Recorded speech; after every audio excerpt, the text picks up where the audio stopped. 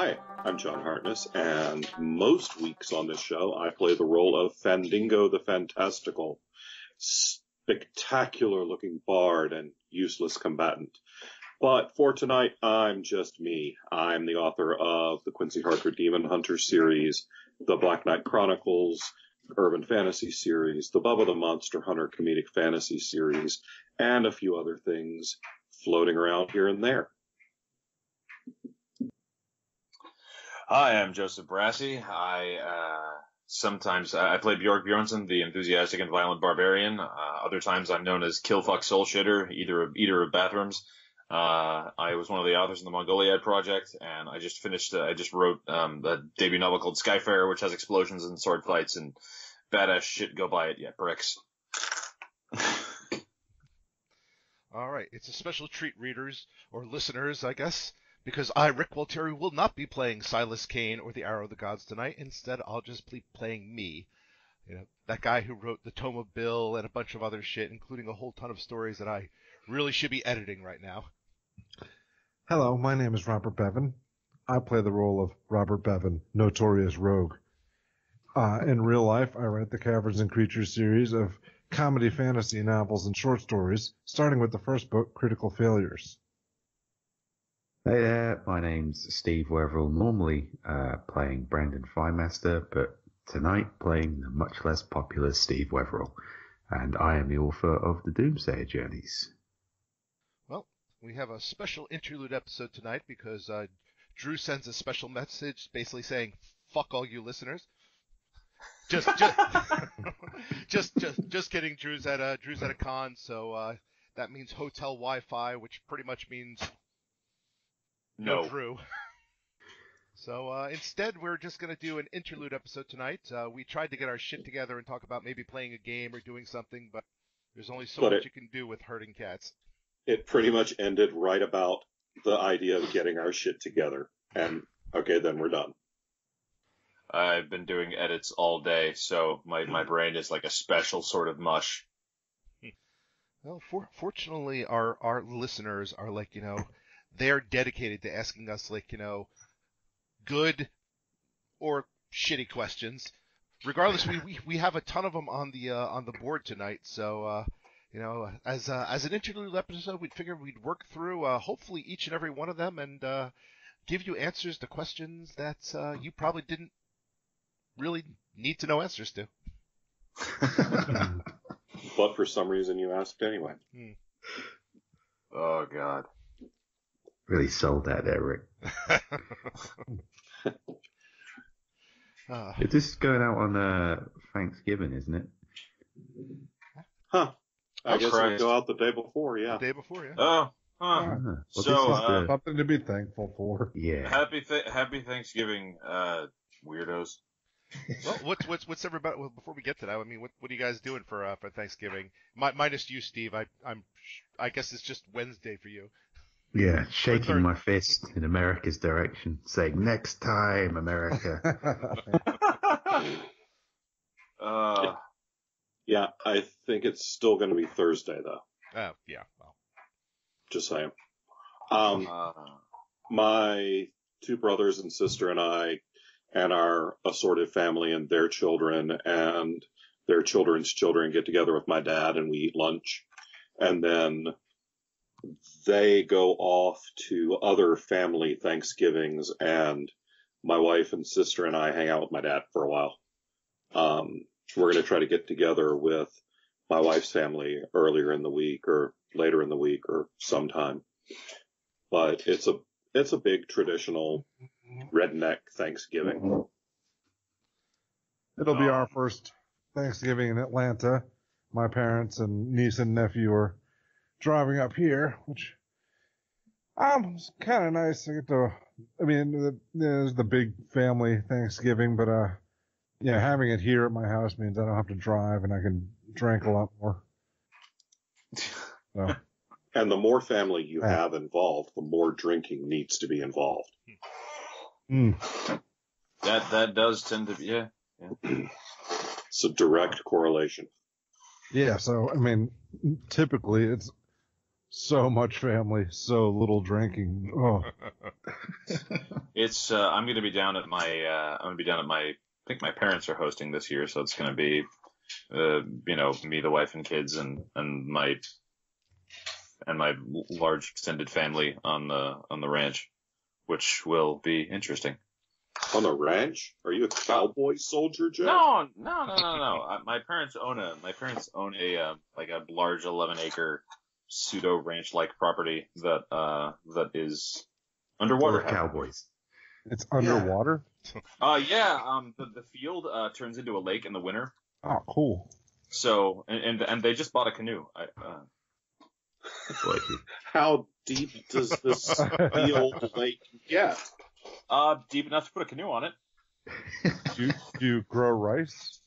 No.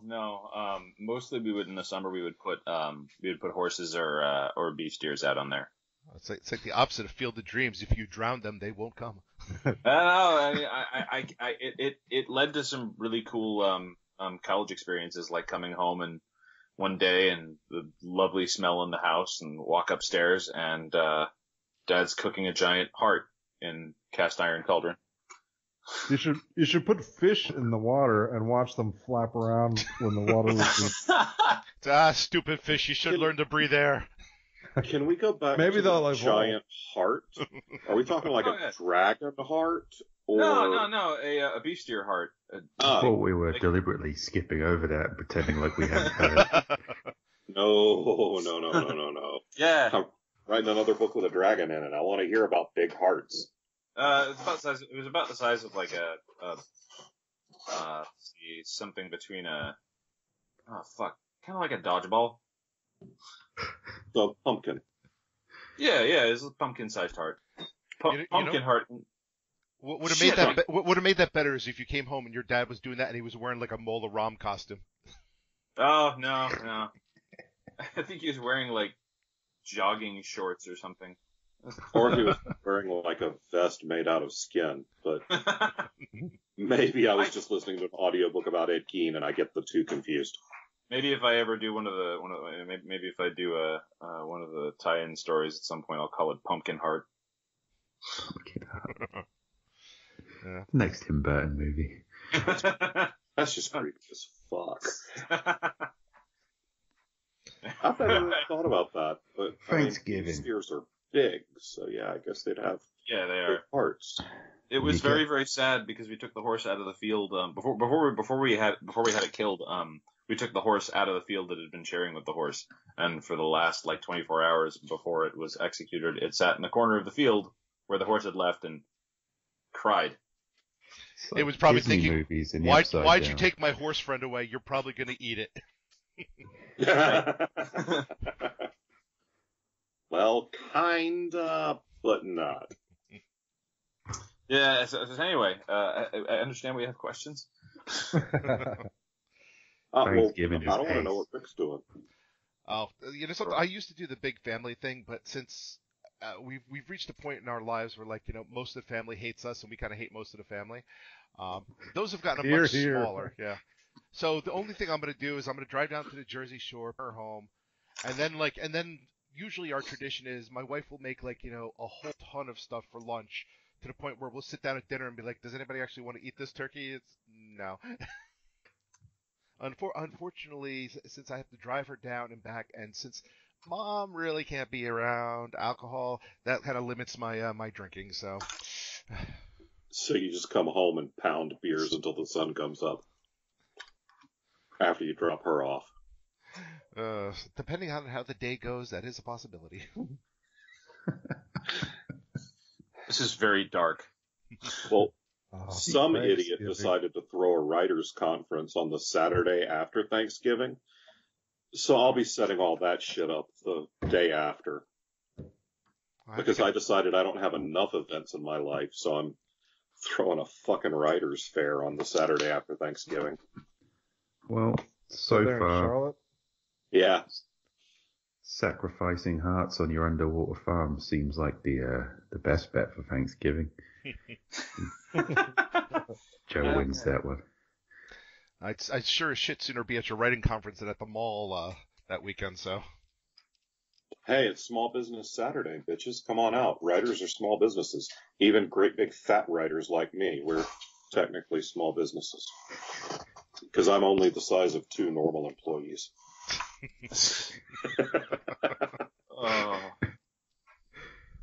Oh, is it, what is it you guys have? Black Friday. Is that after Thanksgiving, is it? Yeah. Yeah, it's That day is after. the day after. Not anymore. It's kind of like Thanksgiving afternoon. Yeah. Around here, it's actually gotten, I guess, a little bit better because I think most people have realized that fuck it, I can just go onto Amazon and order my shit. Yeah.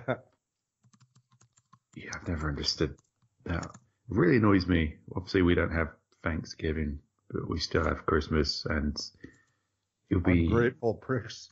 grateful for it. Yeah, you've got to be thankful for. But, You should be thankful you got all of us out of your fucking country. yeah, you like if you put the telly on Christmas, and then there's an immediate advert for a sale on the next day. I'm like, oh fuck off, give me a break. Just you can't take a day off from the endless pressures of getting stuff. Well, it's even sadder the people who will camp out and stuff and I remember when the Wii came out, we wanted to get our kids a Wii, and there was just certain things I was not willing to do, which was I'll get up at a certain time, but I'm not waiting overnight to be online at Best Buy, fuck that shit. I'm not fighting a stranger for your Wii. Well, maybe one stranger. I'm not fighting a whole crowd of strangers. No. I mean, I got one when it first came out, and I paid extra for it, but I wasn't willing to get up early. Fuck that noise. Well, especially since you wait a week after Christmas, you can just go and get them all the people who didn't make their money on fucking eBay, I have a couple of friends who have religiously done Black Friday for several years, and I simultaneously admire their devotion, but I also find the whole affair incredibly creepy. My wife traditionally does it, with a couple of her friends, but she's even pulled back, and this year she has a concert on Friday, so she's kind of bummed because she can't do her thing, and I'm just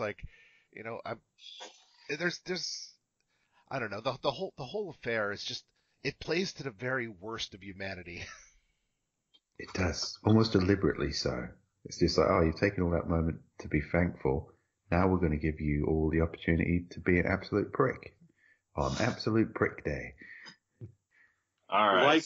Like we fucking need permission. I think it's nice to have permission. Maybe I should just do that.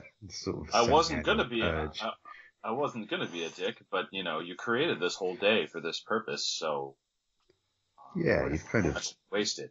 Economically incentivized it. So. Yeah, it's I can get this no-name TV for for $30 less than I can get it any other day of the year. So that means I should be allowed to punch you in the face for it.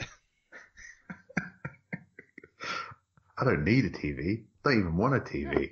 But it's prick day, so eat elbow, grandma.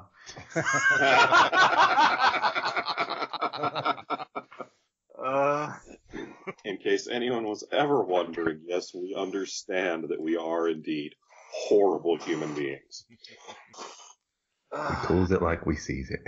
We roll the dice and play the numbers. No, we're just pricks. Yeah. And say, hey, so, sometimes when grandma's standing there, you just sometimes roll a crit. Triple 20 on grandma. Yeah. All right. We want to do some questions? Sure. Or do we want to just bitch about being horrible people for another 45 minutes or so? Well, I think that I'm good either way. As we answer the questions, that will probably bring out the horrible people in us. Yeah, we could do both. Yeah, it sounds like a good bet.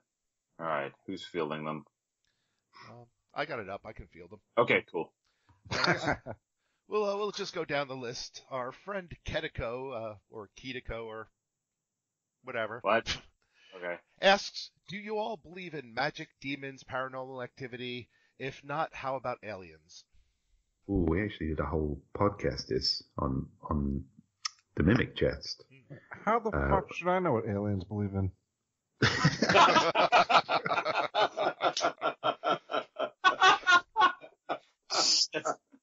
a better answer than that.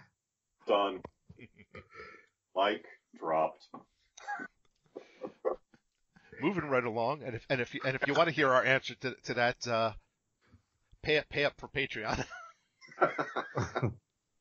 All right.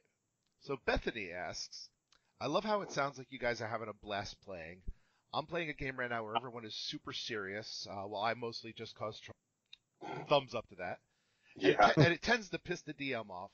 Were you Thumbs guys up to that. Were you guys ever a part of a campaign like that, and what happened? I've been in serious campaigns and in goofy campaigns, and I enjoy both fine, so. I've never been in a serious campaign. Who has I mean, it's for more than 5 minutes would never bring me into something like that. It's far more common for a serious campaign to turn into, oh yeah, the gorilla man is walking around downtown with a giant bag full of noodles assaulting people. Yeah, that's pretty common.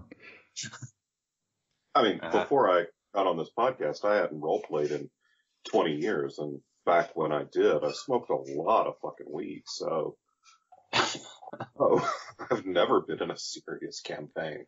I've played a few because I've been I guess challenged a couple times by people who didn't think I could play a straight man character.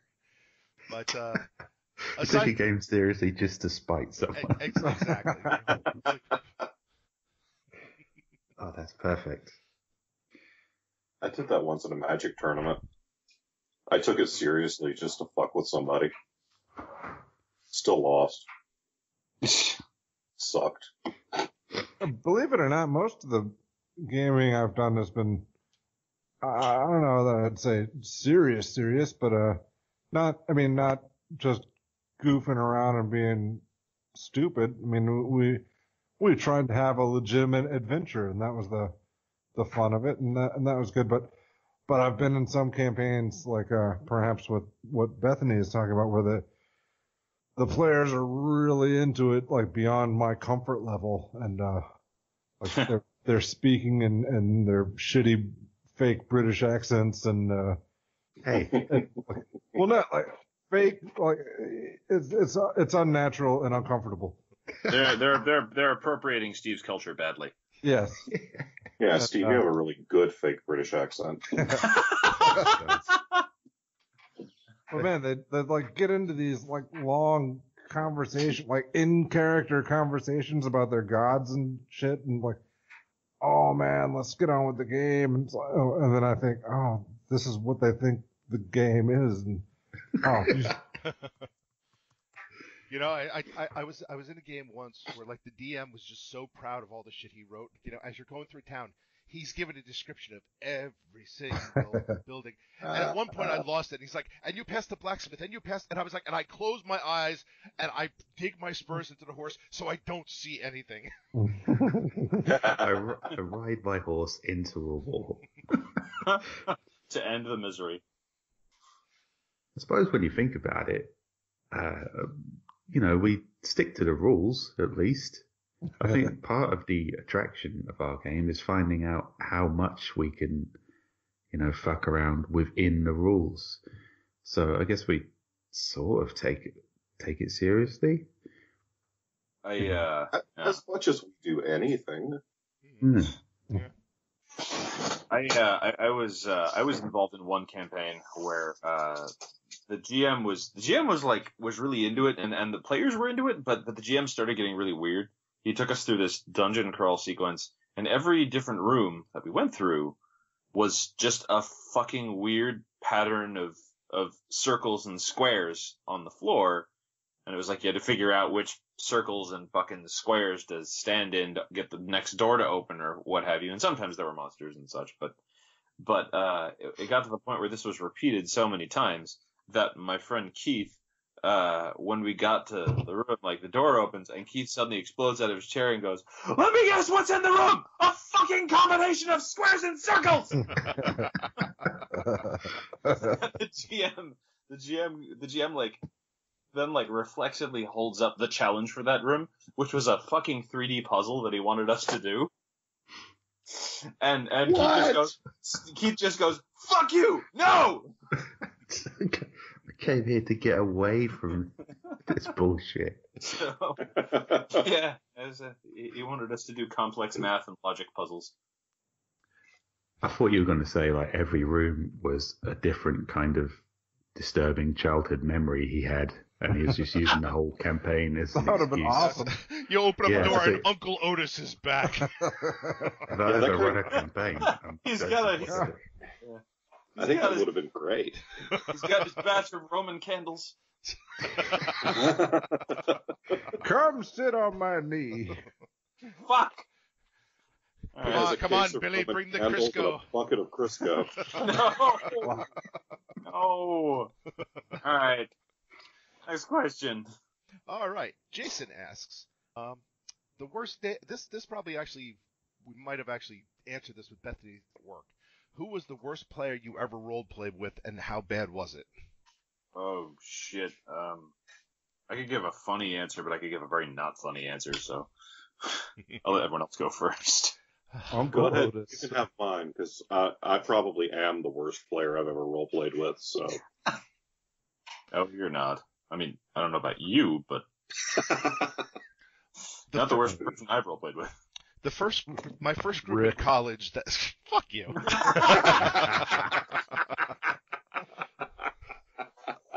Yeah, there was Rick is the most committed. Paladin at the time. It's the most committed jerk I've ever met. It's like he's either a very good role player or he's just got some real life issues he's grinding out on us. Why can't it be both? This is an interlude. It's just going to end with me in tears, isn't it? Only if we do our jobs. You chose to play Silas. No one made you. That came out of your head, dude. Next week we're going to get even more questions. Is Bevan just going to kill Rick one day? Oh Jesus! That It says that would just take away all of Klaus's entertainment. I don't want you to die. Death makes the hurting stop. That's not okay. Yeah, and Silas is terrified of Klaus dying again and winding up in his body. Yeah, that did not work out well for him. It worked out less well for Klaus's dick, but God damn it! All better now. You say that, but it's got to be some kind of psychological scarring there, I would have thought. Even with healing spells, there's probably some physical scarring too. That looks awesome. Ribbed for her pleasure. You say that, but I'm envisioning a dick with a rack of baby back ribs on it, and that's just. I figure considering what we did to it, for it's more like pleasure. it's more like ripped for her pleasure. Now I got that fucking baby back ribs song in my head. Chili's baby back dick. God damn it! I have to edit out. So far, about 33 minutes. All right, Okay. I'll go. One guy, we were having our game night, and a friend of one of the players was visiting, and so he was just kind of there, and we're gonna let him be a guest player for the night, and he's like an NPC turned PC, and then oh man, he was just a total dick. He was gonna be like, I'm gonna show these guys how it's done, and he just started attacking us. I was gonna murder everyone. Thunderdome. Yeah, that guy was a dick. I think the first group I DM'd in college, there was one good player amongst them, and the rest were just so awful that myself and the guy who was a good player, it's like we both actively just wanted them to die so they just stop playing. Oh. Like we actually reached a point where they got arrested, put on trial, sentenced to die. The guy who was the good player basically basically just lied and said, "Yeah, I'll come and save you," and then he sat there and watched as they were hung. Jesus. That's magnificent. Guys, better off going to work. That's like Yeah, the 10-minute version of The Good, the Bad, and the Ugly. I had a player join a game that I was involved in college, and this guy was the brother of one of the other players. He was his older brother. He was like everything about this man oozed disturbing creepazoid. Just you meet those guys who's like some people like they're just socially awkward, or whatever, or they look kind of funny, and it's like no, but they're decent, lovely people. This guy was just disturbing, just really, really like weird, and like there were 3 girls in our group, and you could tell that this guy just made every single one of them incredibly uncomfortable. He wasn't with us for more than like 2 sessions, but the main thing I remember about him is that every time something like disturbing or inappropriate happened, he would laugh. And he had this like really bizarre high pitched laugh that he would do while his body vibrated back and forth. It sounded like Ew. It sounded like when he laughed, it sounded like he was kind of like yeah. That's definitely like if he had been my first exposure to the game and I thought that he had been representative of it, I would have run so far the other direction. That's like a laugh you expect to hear right before they start filleting your skin off. Oh, jeez. Yeah, basically. And he would laugh at that kind of shit too. It's like, no, that's not funny. Well, it's a little funny. Yeah, obviously I'm telling it as a joke now, but that's because he's on. Yeah. It was and then, he got a job doing clown gigs at kids' birthday parties. Oh, God, no. Come on, John Wayne Gacy jokes never get old. And neither do his victims. Oh, God! Come on, everybody. Let's do a high-pitched laugh while we vibrate.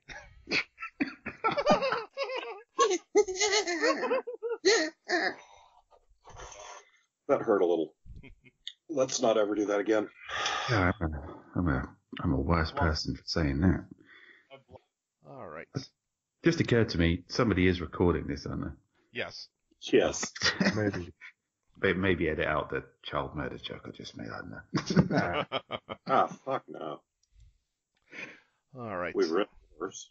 Let's move on. Shane didn't really ask a question, but he basically said, I think Robert Bevan sounds a lot like the Twitch scream, "It me JP," and he gave a YouTube link. Did anybody bother to look at that? No. Okay. No. All right, then moving right along. Thanks, man. Maybe. Maybe. Our good friend Emily, E.M. Kaplan, writes, Top 10 spot on the New York Times list. Yeah. Everyone should buy Skyfarer. Yeah, I mean, there's enough top 10 sometimes spots it's for all of us on the podcast, so we could all want that. Yeah. We wouldn't have to fight about it. So yeah, Skyfarer, Lycan Moon, that'll get you there, right, Rick? Sure, why not? NPCs, Doomsayer Journeys, Critical Failures. The Brandon Thighmaster. Oh yeah. Oh, yeah, definitely. No, that's what I really want. I want a fucking Nebula nomination for the Totally Legend of Brandon Thighmaster. Oh, God. All of y'all join SIPWA and make that shit happen. It's in the spirit of the season, a true Christmas miracle that we can all benefit from. You guys are better businessmen than me. I was just going to say, I kind of want that Jedi Challenge game. Yeah, I was just going to say, Nintendo something. Yeah, I mean, honestly, the new Magic the Gathering set releases tomorrow, and I really would like a couple of boxes of Iconic Masters, but that shit's expensive, so... I would really like time to actually play video games. I want time. Time, damn you! Give me some of yours. That ship has sailed for the next 18 years, breeder. Yep. I'd rather give than receive. I'd like to give everyone critical failures for only 99 cents.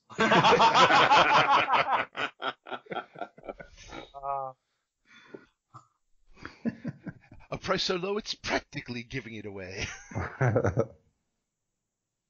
In return for this free book, you should give me money.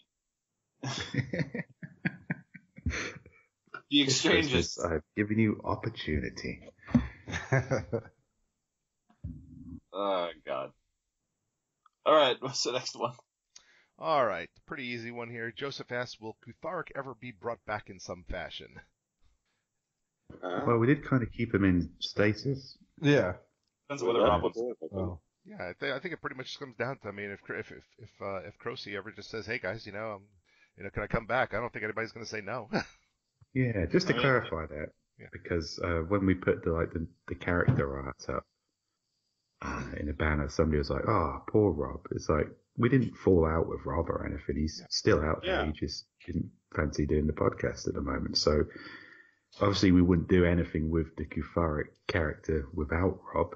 But if he ever came back for a one-off, that's definitely on the table because his character is conveniently in stasis. And I'd love for him to come back for just long enough to just break Bjorg's heart again. Oh yeah, it's like you could do like the friendship equivalent of just walk on screen and say we were never dating, and then walk away. I never really liked you. It's like perfect. I could then have Bjorg just sobbing into his drugs for the next. Yeah. Well, wait till Bjorg gets healthy. These hallucinogenics, hallucinogenics will be so much better with tears. He needs to start singing some Taylor Swift songs. Bjork's got a blank space. What? All right. Our buddy Daniel says we keep hearing in the intro about Klaus Richter, notorious rogue. However, if anything, Branded Woman Puncher seems the most notorious of the gang. Oh, God. Ouch. Jeez. So can you please tell us some of Klaus's deeds that earn him said notoriety? It's one time. Specifically punch women. We also got a good follow-up from our buddy Lyle, who says, what is Klaus notorious for other than his inhumanly sized bladder? Well, he has an inhumanly sized wiener as well. Klaus is a half-elf, right? Doesn't he have inhumanly sized everything? Well, no, but, it's kind of going the other way with the wiener. Perhaps some of that will be explored if I ever get around to writing the Klaus Richter story. The notorious legend of Klaus Richter. Yes. You're going to have to put notorious somewhere in the title there. Yeah. I'd just like to point out that not only is he not really proved himself to be a notorious rogue, he hasn't really proved himself to be a rogue.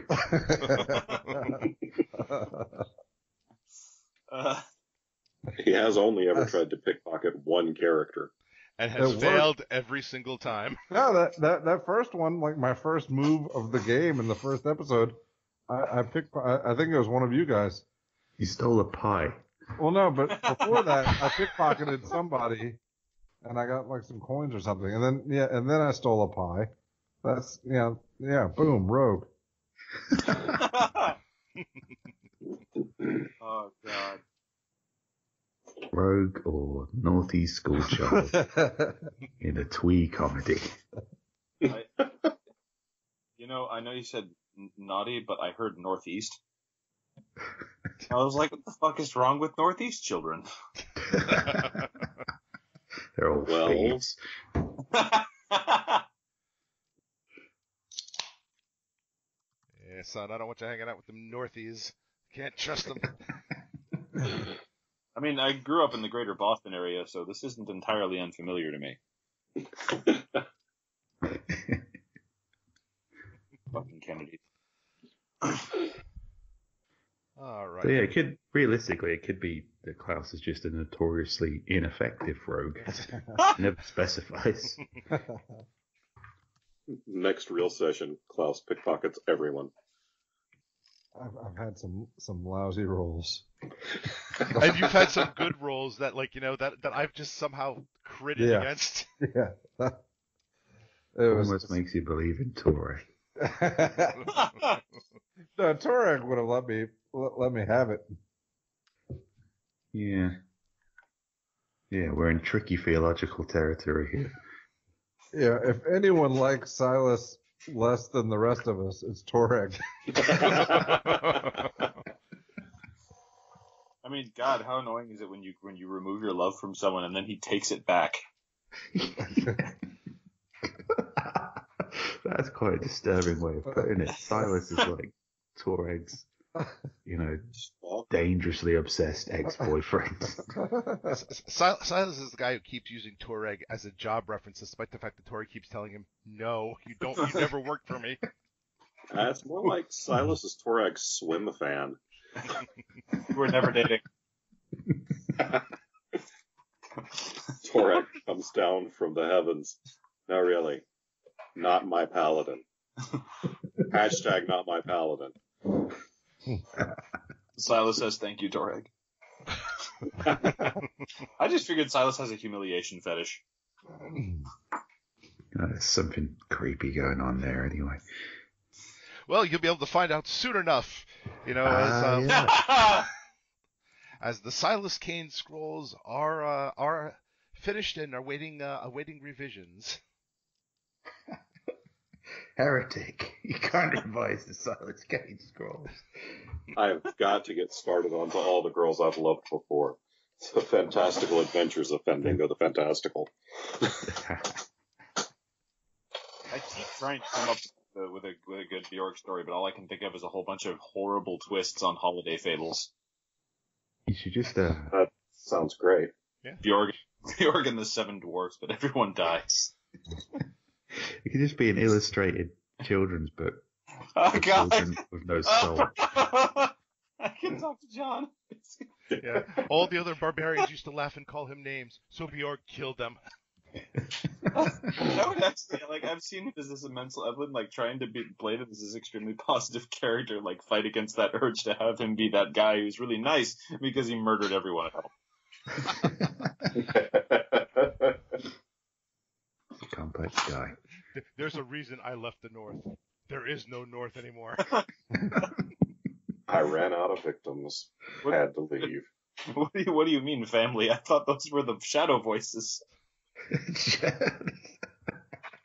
My dog told me to kill them all. A very Bjork Thanksgiving, where he sits and entertains the shadow voices as he stares into the void. And eventually I ran out of roses to people. Or even better, he thinks people are flowers. I was gardening. I kept pulling out the roses and they kept screaming. Or you're an extreme version of of Lenny from from Of Mice and Men there. You've just loved everything in your life to death. I thought you were going to say Lenny from Laverne and Shirley. Not really that different. One's bigger.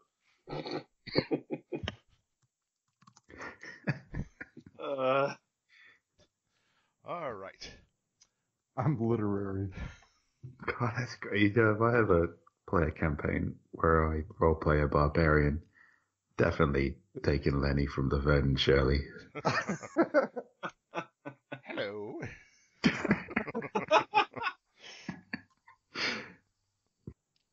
All right.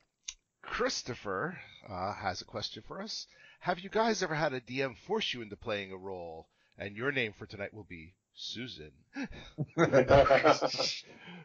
To explain, my current homebrew D&D campaign just started, and my DM told me that if I played evil like I usually did, I'd be killed before I took a step.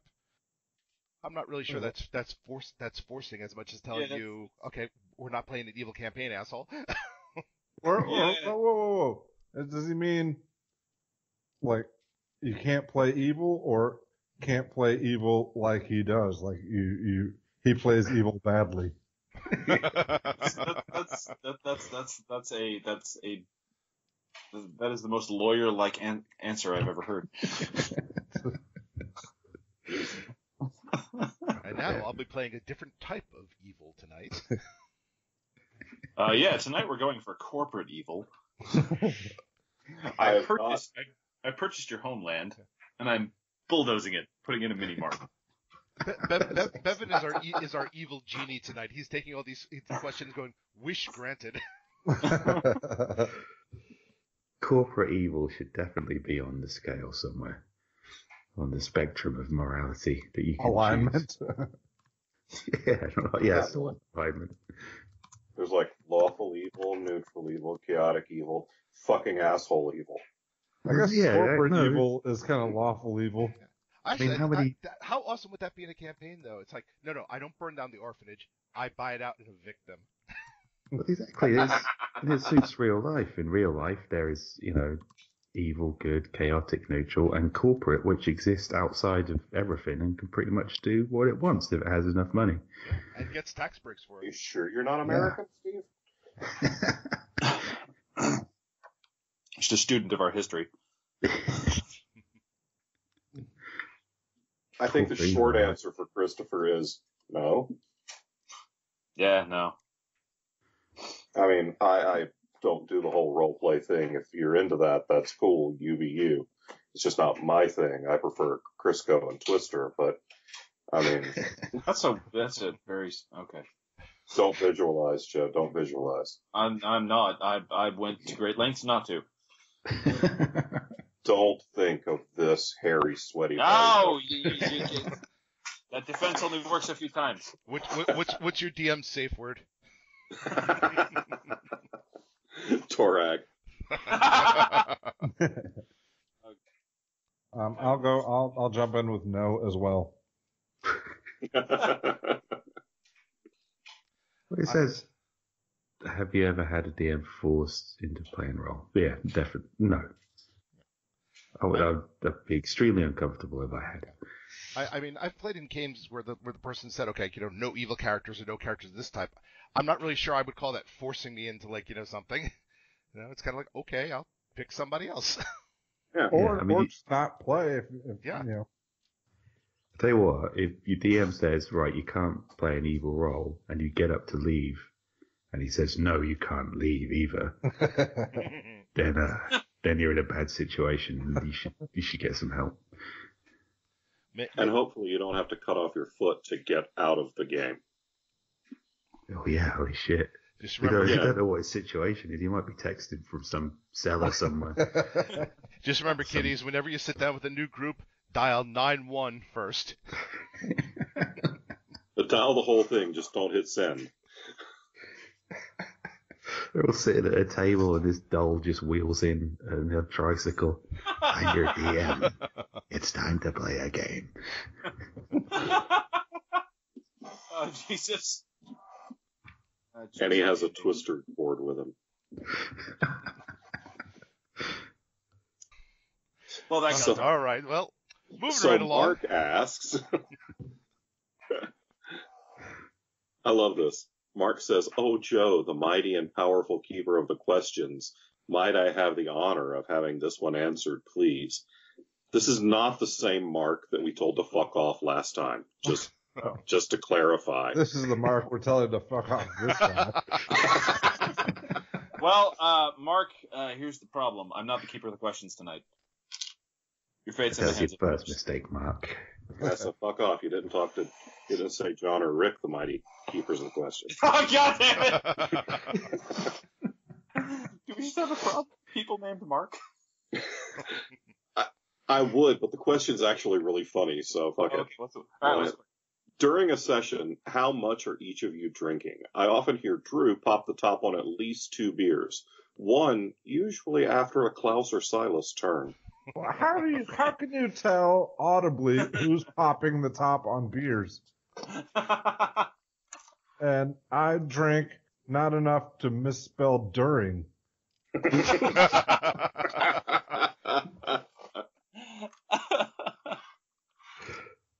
I usually make it through one Guinness in a setting, in a session. I don't drink a ton. Very restrained. I'm I got myself down to 2 beer minimum, and now I'm back up to a 3 beer minimum, which is quite a comfortable. I need the first beer to kind of shake off the fact that I got up at 1:45 in the morning. I tried substituting with coffee for a while, but then I couldn't actually go back to sleep. So, yeah, 3 beers is good for me. I don't actually keep beer in the house most of the time, so I'm usually drinking soda. Sorry, Yeah, I'm boring. Yeah, same here. I'm not a beer drinker, and you know, Rick, we know. Jesus, is it just me then? No, I have to smash cans halfway through the session to clear room on the table. I like to think you're drinking for all of us. I guess I am. What the hell are you guys playing for? Thrill. I'm a really lonely guy. Oh, no. No, another beer. yeah, now I need. But I got moonshine on the shelf. I might move into that now. Shit, Rick. I have no liquor within reach. And now I see why Bevan upgraded to the wireless headset, because I really can't. It's on the shelf 7 feet away, and I have 6 feet of fucking cord. We had my son's birthday party earlier in the week, so I've got an ice chest full of beer right next to me. How much did your son drink? Yeah, your son's going to be pissed, man. He's turning 8. It wasn't for him. But, I mean, a house full of kids, nobody wants to do that sober. That's fair. Yeah, that's fine. I mean, I'll give you that one. That's why Rick doesn't keep beer in the house. He has a house full of kids already, so anything that comes in the house, he just immediately mainlines. Rick's already moved up to the meth. Yeah, you didn't ask how much we're injecting during each game. I got a whole bunch of. If we want to talk about Colombian baby powder. Colombian baby powder. All right, Mark, this one's for you. Have a listen. Jesus. What was that? Were you shooting a raccoon or something? What we don't know is that he's got half a dozen beer cans on the floor of his garage, and he's just doing fucking jumping jacks on them. No, I invented something. I got a can smasher. I screwed a handle onto a big log.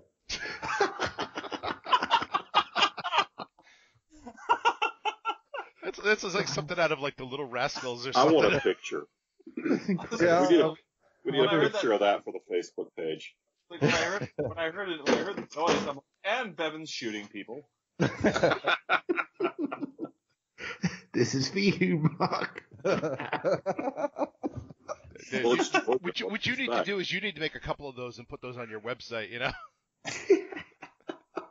Yeah, I've thought about selling these, but shipping is going to be a bitch because they're heavy as fuck. Just write critical failures on it with a marker pen, and that's branding. Like crazy, put D20 to the end of it with a one showing. That's good. I'll take a picture now.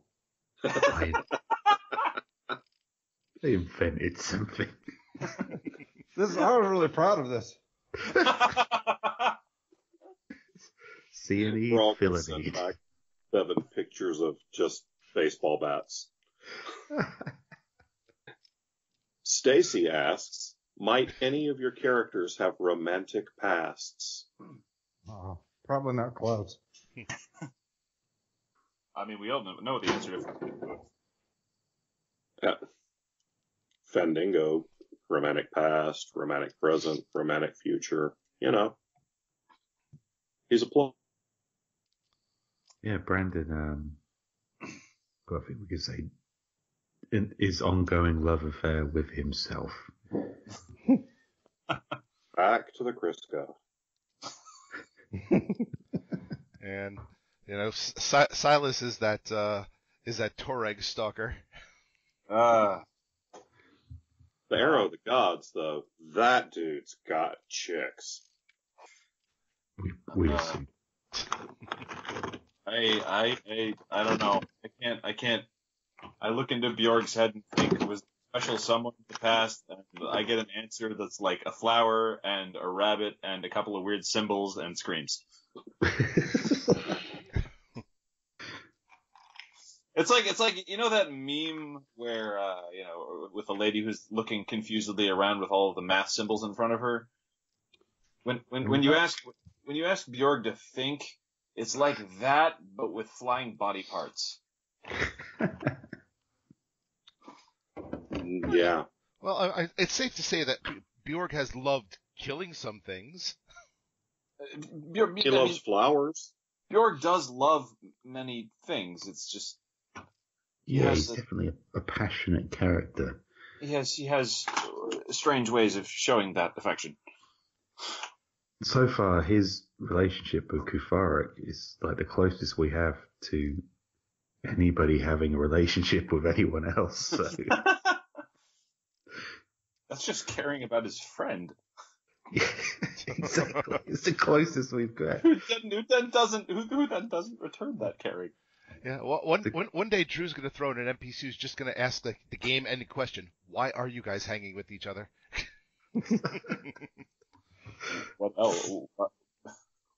Again, Bjorg will just stare off into space, and mathematical diagrams of body parts will appear in front of him. Fandango's response will be, well, these guys make me look even better by comparison. I think it's going to be a good place scenario where it turns out that this is hell and we're all specifically designed to torture each other. Does that make Drew Jean-Paul Sartre? Yeah, kind of. Wow. Drew If just got French. They ever recast Drew. That's pretty good. I don't think Sartre was as tall as Drew, though. Drew, we're recasting you as a French guy. Take that, Drew. That's what you get for missing a game. All right, guys. Picture sent to our Jesus! Fucking Jesus fucking Christ! Like what I expected it to look like. Oh my god. That's brilliant. You can do 5 at a time. That's 7 at a time. I am eating my words. This is quite possibly the best thing I have seen in a long time. I was thinking to myself, surely you didn't invent anything useful, but look at that fucking wonder. You could put like a whole case worth of cans and stack them up. You could just make eye contact with your neighbour and just smash them down. Here's to you, Mark.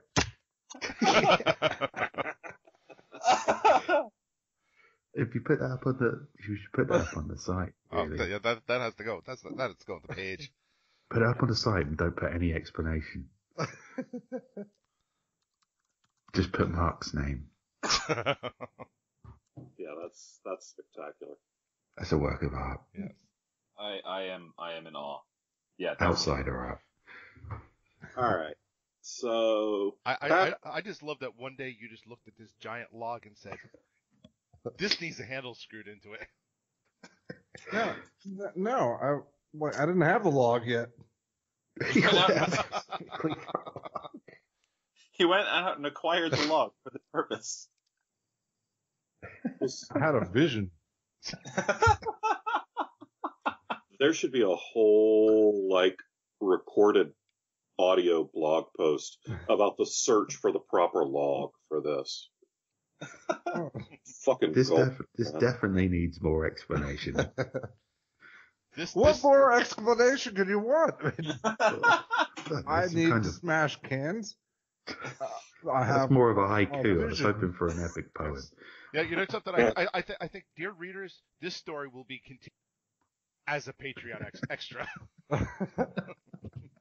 Build your own log cans. Recreated in video. Detailed, secret instructions on how to build your own logs. Secret, complicated instructions. Very advanced. Patented. Patent him in the U.S. Patent Office. So Patrick says that he gets on here all the time and then draws a blank and wants to send shout-outs. So, and then he says, could I just send a shout out or two? No. But then he gives a shout out to his brother, who's the high point of his brother's life was having Bevan tell him, fuck you on this segment. Well, I think now we should all, on the count of 3, say, fuck you, Patrick. So No. We should, no, forget Patrick. We should all tell Lyle to fuck you again. Yeah. All right. That in itself is a fuck you to Patrick, so it works both ways. Yeah, there you go.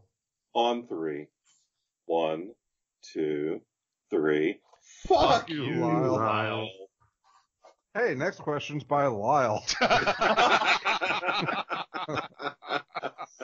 damn it.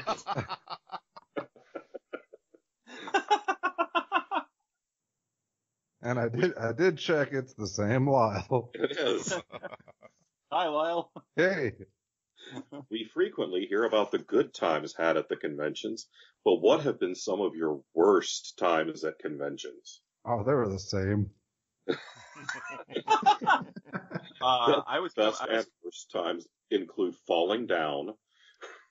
I was coming out of the convention center parking lot at Emerald City Comic Con, and I saw 2 methed up people having sex against the wall. Nice. That was the best time, but what's your worst time? Actually, it was funny. I was pulling out in my car, and I was stopped at the edge of right at the exit point, and there was like traffic across the street. So I'm sitting there with my windshield filled with these 2 like methed up people fucking in a corner, and I'm like, well, This is my life now. I'm glad my kids aren't in the car. Fucking glamour of publishing, baby. Yeah, you just, own that shit. Just kind of narrate it with a David Attenborough voice. Film it on your phone. Make some money. Hey, see me. You should have snuck up and just slid them like a signed copy, But I would love to just put it on the ground next to them and then see like the next day, oh, guys, we fucked so hard we made a book.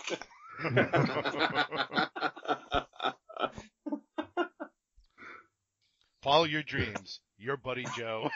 Have a good time. Yeah. There was the convention in Arkansas where they were vacuuming cows outside of the vendor hall for the con. That was been a hell of a vacuum. They weren't like sucking the whole cow up in there, but they were cleaning the cow with like a fucking shop vac for a 4-H show. How does the 4-H show drew significantly more people than the book convention. Hell, I would have abandoned my table to go watch that. Yeah, me too. Yeah, that one was rough. There's so many bad conventions. There was a convention I did in Dallas where I got food poisoning from the convention center hot dog. Ooh. Yeah, that was a bad night. That was the cows getting their own back on you. There's pretty sure there were no cows harmed in the making of that hot dog. See, you're really not going to top Joseph's story unless you tell us that like there were 2 meth heads fucking a cow, next door. He's gonna win. I've lived in places where that would happen. I've only ever been to one convention, and I thought I had a great time, but now I realise that I missed out on a whole load of stuff. Still had Naked Ferret Jesus. Yeah. Naked Ferret Jesus does rank on negative con experiences. I think he more ranks on surreal comic experiences. No, surreal was the Viking redneck who I could not understand. My brother was at the convention. Yeah, mine was, I guess, like I spilled my cooler full of beer all over the lobby at the Hilton at Contraflow, and then I spilled my cooler of beer all over the wires at for the sound system at Con Carolinas, and then falling backwards down the escalator. Okay, I was going to say, the falling down the escalator wasn't ranking there. Only one guy saw that, and he was, the guy that worked there, and thankfully stopped the escalator. It could have went a lot worse. Yeah. Chalk it up as a positive. All right. Craig, who has the best last name of all of our fans, Craig Von Doom. Wow. Nice. What of the allegations that Broken Bridge Publishing are the creators of the dice Mordred uses? What?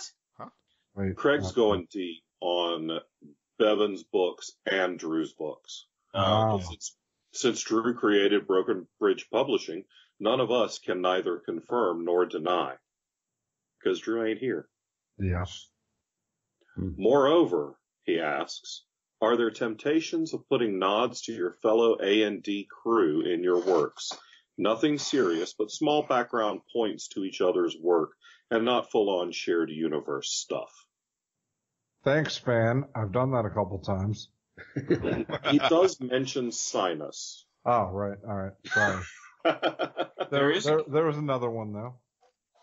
There is a character. Oh, sorry. Go ahead.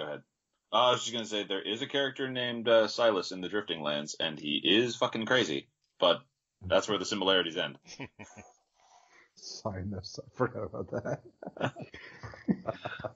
I haven't done it yet, but some of these fuckers will probably show up in a Bubba story sometime.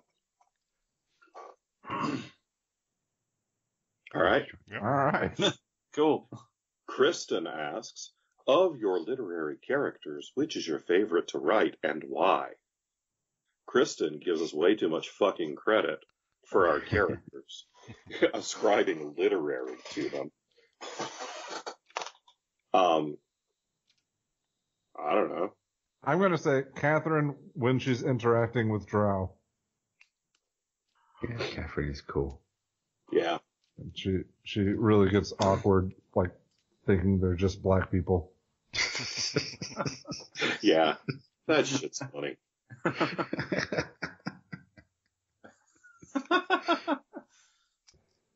I don't know. I keep killing off my favorite characters. I don't know who my favorites are. It depends. Right now it's Bubba, or actually Skeeter, because I'm writing a Bubba book right now. So probably whoever the secondary character is and whatever I'm writing at the time. I'm currently listening to the not auditions. I'm currently listening to the progress of the Brandon Finemaster audiobook. Mm-hmm.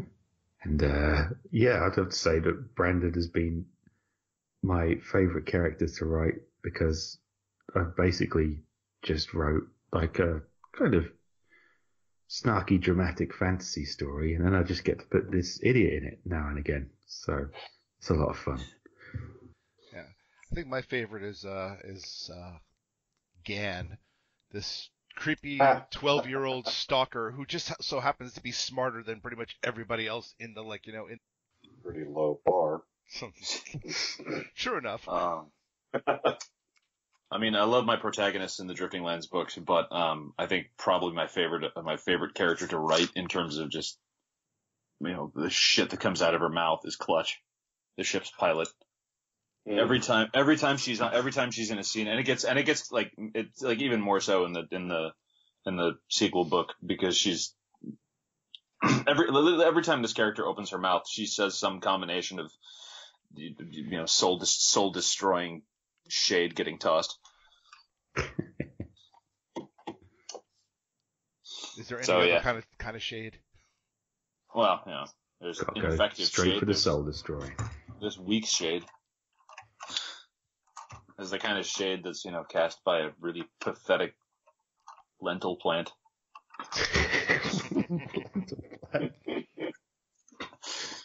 Watch, I'm gonna feel like an idiot. Someone's gonna find out that lentil plants have like huge fucking leaves or something. Lentil plants are the master of shade. Screened in porch. Her second part is, of your choices, who would win in a gladiator arena combat against the others? I don't fucking know. Shit, Skeeter wouldn't. It's 150 pounds soaking wet. Brandon would definitely assume he'd win. Clutch just starts snarking at people, and then once things escalate to a certain point, she just fucking pulls out a fire hatchet and starts hacking. Let's say Gan doesn't fuck around when it's time to start killing people. Yeah, my money's probably on Gan in that fight. Catherine would have some distinct advantages during a certain point in the series. Yeah? Yeah. I don't want to give away any spoilers, but yeah. Yeah, there's a time when Catherine's pretty tough, but I think even then Gan might have an edge. Our friend Jim Hansen, not to be confused with the dead Jim Henson, because it would be creepy as shit if Jim Henson were commenting on this. Are you kidding? That would be awesome. Amazing, really. Yeah. Still creepy. Let's just go with pretending that it is. All right. Can anybody do like which a puppet good, is he a using good to ask this Kermit question? voice? Hi-ho. All right. No, does Brandon have names? That's not bad. Go ahead, Rick. That was good. Hi-ho, does Brandon have names for each of his abs? I wish I had a better answer for this now. Since Jim Henson came back from the dead.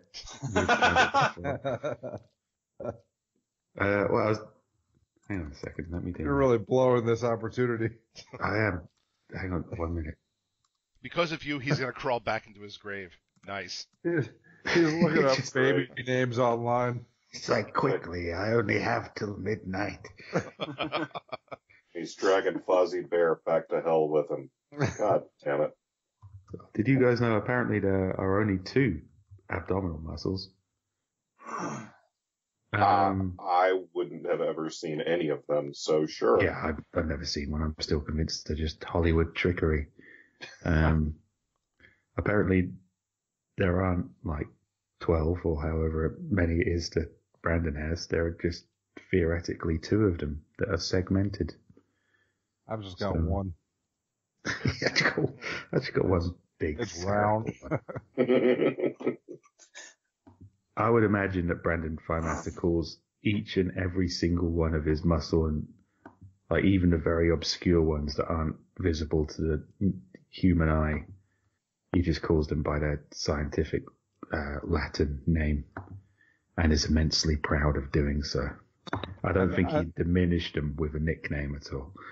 I think all of his muscles are probably visible to the naked eye. Yeah. But no, I mean, let's be fair here. There are probably some muscles that are so well defined that they can only be seen in ultraviolet light. Well, he's definitely defined them. That's actually in the Brandon Firemaster origin story. He takes a hit in a very obscure muscle region, which you wouldn't see on a normal person, but you can see on Brandon because he spent a long time, working on that obscure muscle region. So that's canonical. He doesn't have cute nicknames for his muscles. He just calls them exactly what they are. Something I've wondered every now and again is like if you like put a weight on the end of your pinky finger and just like pumped it up and down a bunch, could you really like pump up your pinky finger muscles to ridiculous sizes? Just have like one massive pinky finger. Yeah, these I don't are the think things so. I think about. I actually don't think so because I think there aren't any muscles in the hands. Well, what the fuck moves your hands? It's all tendons moved by muscles in your forearms. I think. Seriously? I think so. That's wild. I mean, I'm not an expert, but yeah, I think I've been wasting my time. he's concentrated on the wrong muscle. So I'm gonna have the strongest motherfucking pinky, man. Really? I just wanted to see somebody with a hulked out pinky finger. Well, I mean, there's a pinky articulation muscle that you can work on. a giant knot at one point in the arm, but not the others. Yeah. I think it'd be great. That's like a finishing move. You get people, it's like, hey, let's do a pinky swear. Got you now, motherfucker. Pinky swear of death. We pinky sweared and you ripped my finger off my hand. All right. Joe asks, here's one for John.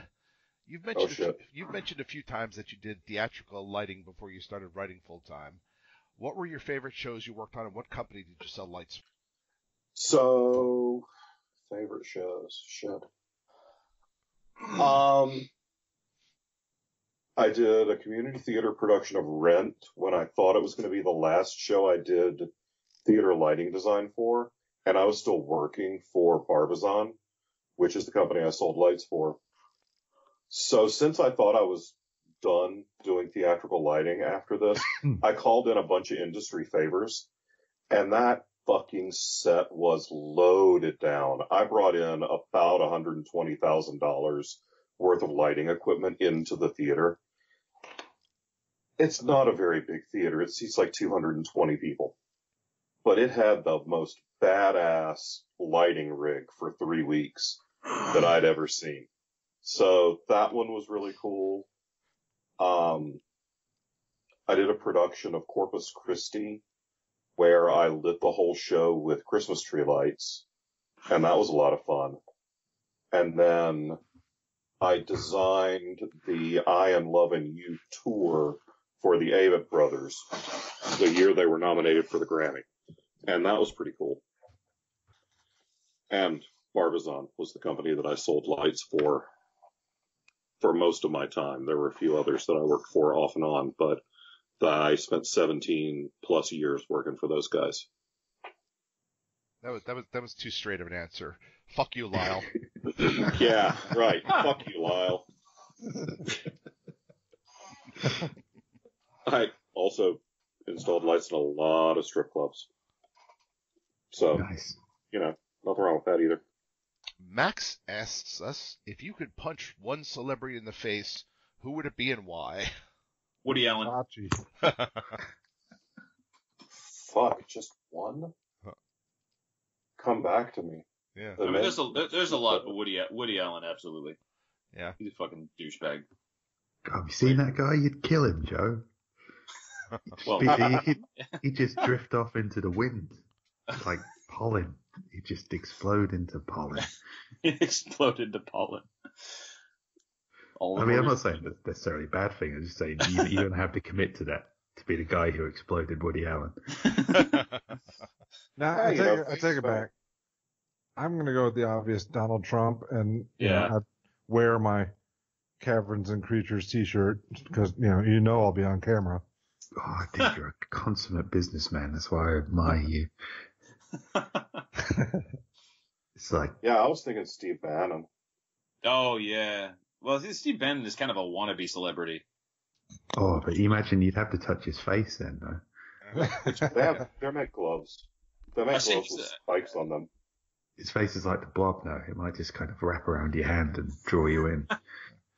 What's his face? Harvey Weinstein doesn't. I'm not sure about face so much as a cock. He's somebody who needs a good cock punch, Again, you'd have to touch Harvey Weinstein. He'd probably like And that. his cock. Not if you used Bevan's log. Okay, yeah, It's not that we want to punch them in the face. Who do we want to use Bevan's can smasher on? God, that'd be brilliant. It's like Donald Trump's giving his address and I'm gonna put Mexican people in a blender, and then Bevan just sails down from the sky with his log smasher and his Cabin and Creatures t-shirt. Well, at that point, I might be wanting to sell the log design. I think we just gave you a new YouTube channel here. Who will Bevan smash this week? Log smasher. Well, you guys have all picked quite noble. Videos of smashing heads. You guys have all picked quite noble pursuits, so I'm just going to have to say JK Rowling. That'll teach her for writing a fucking children's classic and giving all her money to charity, thinking she's better than me, even though she objectively is by every measure. Demonstrably better than you, bro. Oh, God. All right. Well, since we're on Steve here, we have a Steve question. Everybody gave me time to take that back. I'm not taking it back. No. I'm looking at the question. The next one's for you anyway, so fuck it. And I didn't want to read it. All I'm right. an unreasonable man. All right. Edward asks, what is the process of deciding to put a book on audio, and how do you choose a good reader? Steve, will any of your other books besides Shoot the Dead go into that format? Brandon Firemaster is currently being recorded, and to choose a reader on, I put that up to popular vote, which was a nice, easy way of doing it for me. As for other books, Powerful. Yes. Are the Doomsayer Journeys still not on Audible? They will be. Coming in 2018, the Doomsayer Journeys will be on Audible. Okay.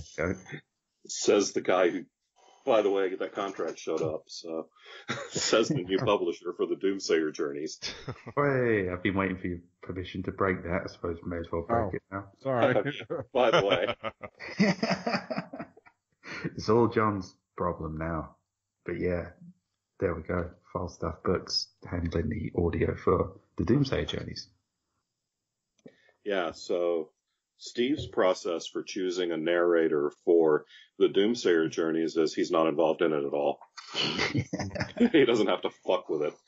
I, however, have to find somebody who's suitably British. Suitably British. I like that attitude. It's like, here, you do it, and you just send me money. That's what's going on with the Angry Robot with Skyfarer. Skyfarer's audiobook is in production right now, and I have no fucking clue who's narrating it.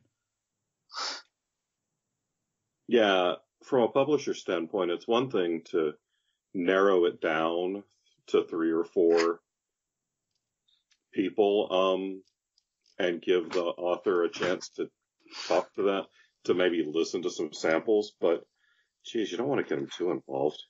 Then it'll just take forever. Well, go ahead. I was just saying, I just fell into audio, and it's been the biggest game changer in my career. Like, I both love and hate audio. Like, I love it because it's been huge for me. But since I'm doing it kind of like, I'm not working through a publisher or so, it's kind of like, okay, I listen to everything. I proof it and stuff. It's just brutal. Like, when you take a book that's like 30 hours long and it's like, okay, now I got other audio files that I have to fucking listen to, a story that I know by heart. That's just brutal. Oh, I don't listen to that shit. No, I've got another writer who I publish, and she loves audiobooks. So whenever I produce an audiobook, I send it to her to proof. So I enjoy it. I mean, my guys, they send it to me in batches, like a couple chapters at a time, and I listen to the chapters and wow, I remember that. I'm so funny. Yes, I said this in a post earlier. It gives me an excuse to laugh at my own jokes. It's brilliant. Like when they really nail it, it is awesome. And I know Chris who did the Bill series, he nails it more often. He makes even my unfunny stuff sound funny. It's more the getting through the story of of hey, this is great, and I still have 17. Yeah, it'd probably be a different story if I was, if they just dumped it on me all at once. But I would a couple chapters at a time, no problem. Yeah, with my stuff with Bellbridge, they used to send me the whole file to proof. But then, after 3 or 4 books and no notes from me, they finally caught on that I don't listen to them.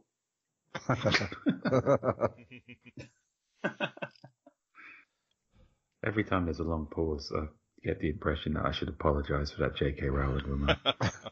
Nope. There's only been one long pause now, or 2 now. Okay, so another missed opportunity for Steve to apologize. And Holden asks, what is the perfect woman for each of your characters? I'm assuming that's not J.K. Rowling for Steve. Well, we're going to get onto the subject of whether I'm sexually attracted to J.K. Rowling. It's a complicated relationship I have with famed children's author J.K. Rowling. And now, the next pause, I'll have even more to apologize for. Yeah. Yeah. It's all right. She's rich. She can afford security. She's not worried. What I like the way this is worded is woman for each of your characters. I don't think I'm gonna sit here and go through the next 6 dozen characters. For Fandango, live. I was gonna say for Silas, begins with Tor, ends with Ag. You know. Saving himself with Torre. I'm sorry, I'm getting the vision of flying limbs and math again. He's a complicated guy. He's a complicated guy. And no one understands him but his woman's arm. Honestly, there's the like stereotype of the hot barbarian chick, and maybe so, but I could just as easily see him going for some nice homely girl, or for the personification of the existential nature of violence. That could work too. Now that's a romantic backstory. You know, Klaus. Yeah, maybe some twisted part of him wants a woman like a bear. Maybe like Rosie O'Donnell or something. I don't know. Damn it. Also could possibly be the existential embodiment of violence. I'm gonna marry the woman who killed the bear who killed my mama. Oh, I got it. Joe. Yeah? Jorg wants Ronda Rousey. Oh shit! Yeah. That would probably do it for him. Cause she would fuck him up. Yep. She ate the bear who ate my mom. It's like an Oedipus thing. It's an edible complex. Oh. I I'm like completely that, falling down on the live blog.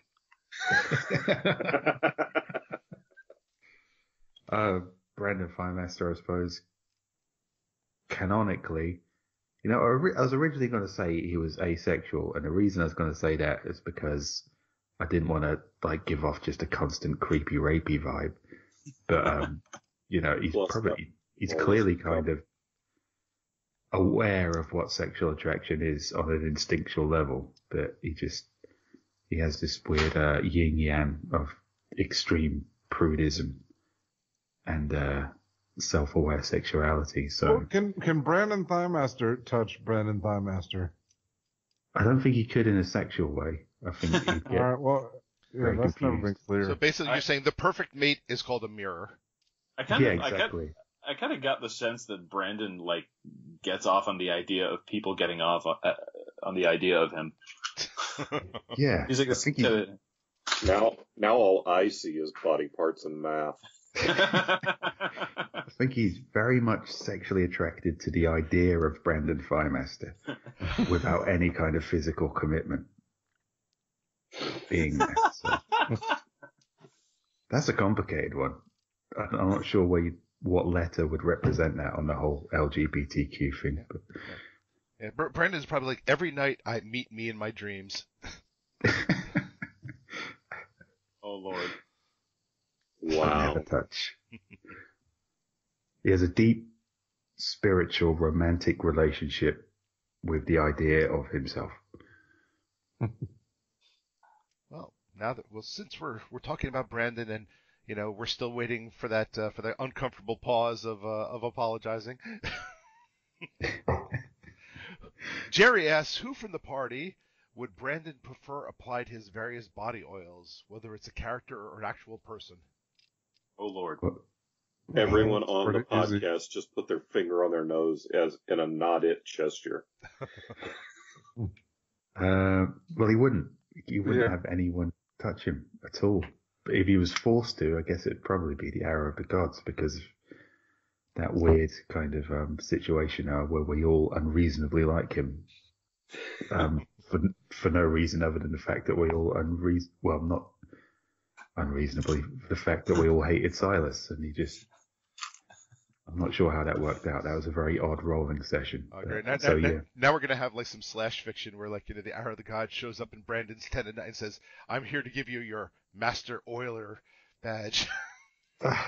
Dude, that would be... Yeah. Okay. That is the most something disturbing. for the fanfic, is there?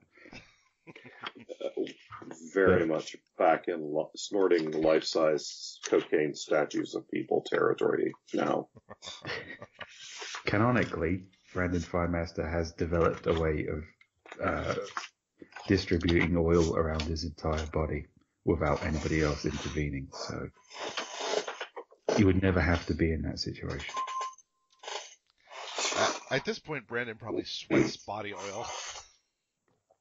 Yeah, probably. He's definitely kind of like a creatine body oil hybrid at this point. We got three more here.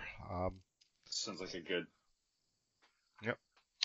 Scott asks, is there any chance we could get a combined A&D episode and Power Hour in the future? Jesus Christ, why are you trying to kill us? The answer is yes. If you can get a convention to fly us all to wherever, we'll do it. Yep. And make sure there's no orange soda on hand. Right. But lots of mics. Doesn't matter how much equipment we've got. Bevan's only got to drop beer on it anyway.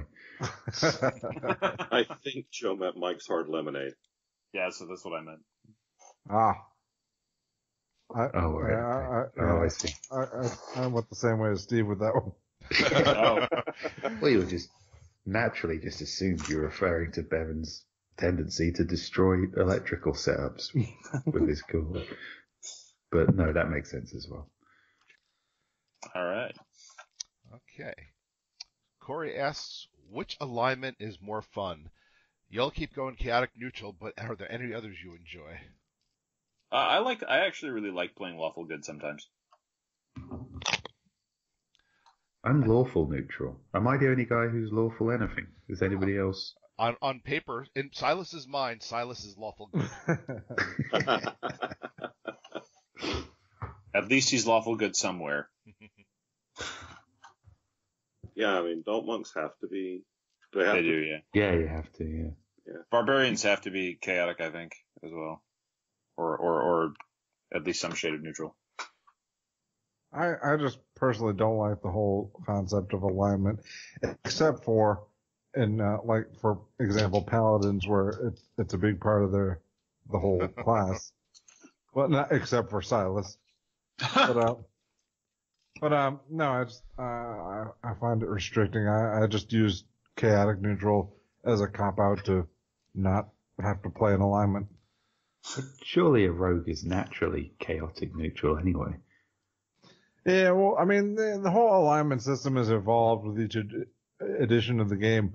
It might have been second edition or something. They said chaotic neutral was essentially insane. Yeah. And Yeah. and then it evolved to where like chaotic neutral was, I don't give a shit about alignment. I'm chaotic neutral. And I think that a lot of times alignment is really useful when you're just starting to role play because it gives you some of those guideposts. But after you've done it for a while, you kind of know when you're building a character and how you're building the character, and you don't necessarily need that chunk of roadmap. Yeah.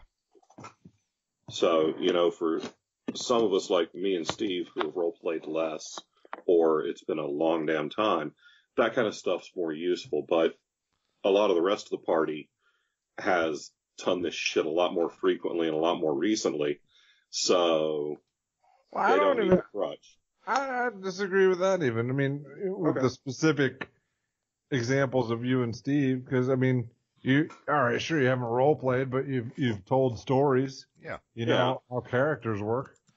Well, what I think is like basically what you said, Bob, was like for paladins it kind of makes sense because I mean they're supposed to be in their god's good graces and stuff. Other characters it doesn't. Like there used to be a thing where like rangers had to be like lawful something, and I'm like, okay, why do I need to be lawful good to basically string a bow? Why is that a job requirement? I guess lawful makes sense for monks because I guess they have to exist by a code of Right. discipline. Yeah, typically. and like I said, if you can justify it with something like that, okay. Yeah. If a restriction to your behavior is part of your class. Yeah, I agree. It's kind of it's a useful framing device. And in that sense, chaotic for a barbarian also makes sense. Yeah. I don't know if it's that case in this edition. Yeah, because fuck rules, fuck pants, barbarian. Oh, Bevan on a Saturday night. Yeah, but it used to be like Cavaliers were like supposed to be chaotic good, and I'm like, okay, why? The Three Musketeers, chaotic good? Yeah. Wow. No, they're chaotic as fuck, but they served a queen. Oh, we're gonna derail here too. Yeah. Yeah. Let's not do that. Let's leave the Three Musketeers. We have enough things to apologize for already. Yeah. We'll leave D'Artagnan for the next time. Thanks, Corey. You're making us get deep here. All right. Our final question of the evening. Jesse asks, who would dream group from DM to players?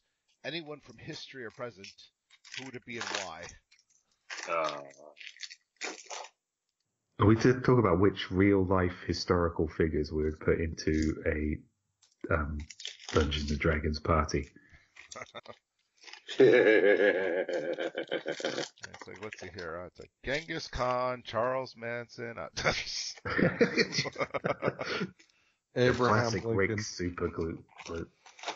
I would love to see Ayn Rand and Karl Marx attempt to coexist in the same D&D party. I kind of want Stephen Hawking because that's what fucking Skype sounds like most of the time anyway. Stephen Hawking in the D&D party. That's,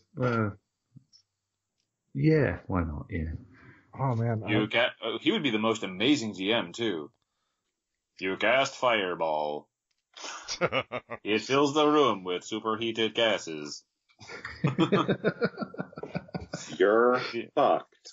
The orcs are torched immediately, like the heart of a blazing star.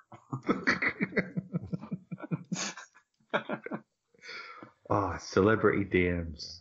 Stephen Hawking's definitely up there. David Attenborough would be another good one. Oh man, I'm gonna write a story about a D&D campaign with all the characters being U.S. presidents. God, that would be awesome. Yeah. That would be good. Oh, it's forming in my mind. It'll be chaotic, neutral traitors. Every one of them. Oh, another good DM, Christopher Walken. Just purely for his voice. That party would need more cowbell. Definitely. I got a fever. No, I don't need a cleric. You gotta understand. Torek is a very picky deity. Because, all the time, he's fucking hammered.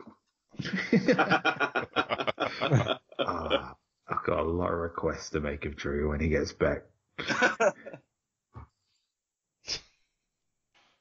All right. As we once again go to silence, hoping that Steve drops to his knees. It's like, JK, please forgive me. This is hardly punching down. She's the most powerful fucking woman in England. She's probably got magic powers. Probably doesn't even, I suspect at that level of international fame and wealth and generally being a good person, you may as well have magic powers. I'm essentially at this point just a goblin throwing stones at some kind of demigod. You're saying good person. I was thinking she's probably powerful enough where she's like you realize I could have you killed on what I find in my in my seat cushions.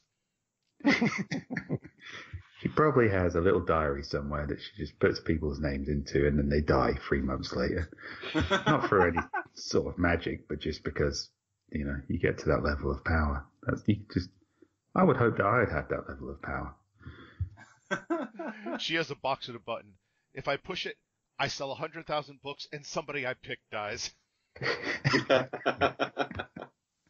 It's, when you get to that level of power, it's like it's like God is the personal moderator of your forum, and you get to make periodic ban requests. At this point, JK Rowling is probably the GM for the entirety of the UK.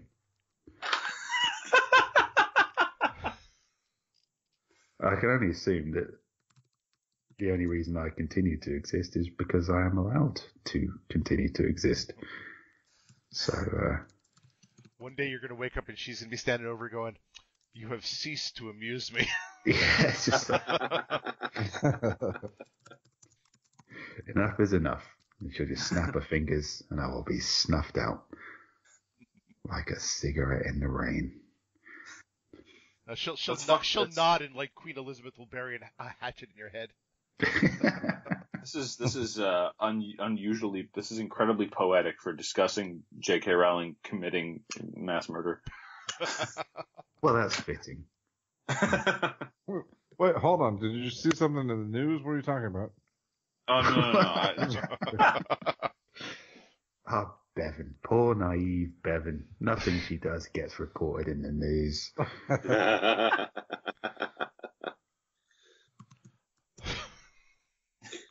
I think that was quite an elaborate scenario for me to avoid apologising to J.K. Rowling there for my unreasonable hatred of her. Yeah, we all like to think the uber rich, they just have secret secret dungeons where they just kill random poor people and nobody cares. Well, you say we all like to think that, Rick, but I think it's probably just me and you. Yeah, I've literally never had that idea. Ever. Was that the last question?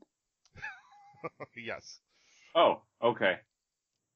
It might very well be.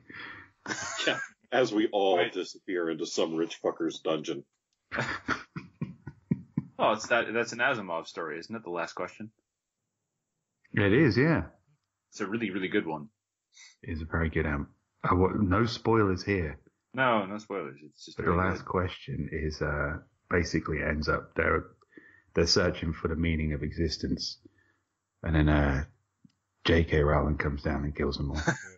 Yeah, right now she's phoning up Warren Buffett and like Bill Gates and being like, some of these fuckers are stateside. Pick which one you want.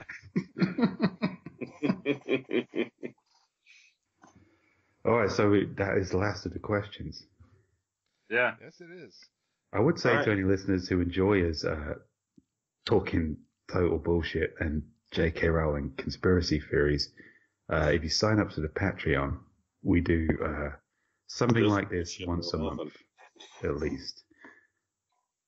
So there you go. Except much, much worse usually. Oh, yeah. Yeah, this is the toned down version.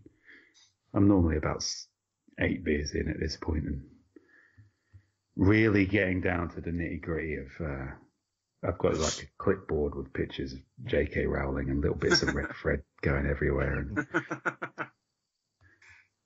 like I say, have to be on the Patreon for that, where she can't find us.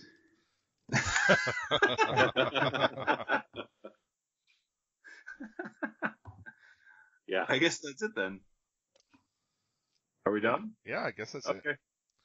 All right. Well, thanks for listening. Happy Thanksgiving. Happy Thanksgiving. Happy Thanksgiving.